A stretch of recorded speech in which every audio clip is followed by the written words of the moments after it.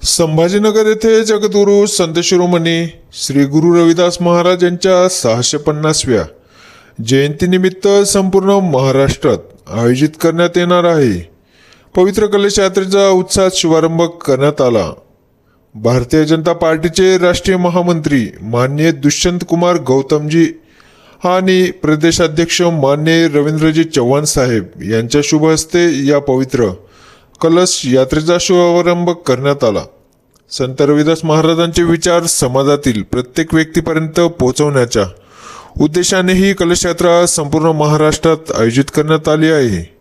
या पवित्र यात्रेची जबाबदारी स्वीकारण्याचा मान कमलेश निकम यांना मिळाला आहे।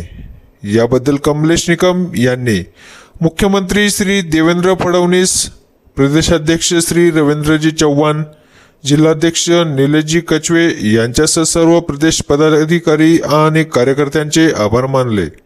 समाजातील प्रत्येक घटकांपर्यंत संत रविदास महाराजांचे समता, बंधुता आणि सामाजिक एकतेचे विचार पोहोचवण्यासाठी भारतीय जनता पार्टी प्रयत्नशील राहणार असल्याचे कमलेश निकम यांनी यावेळी सांगितले।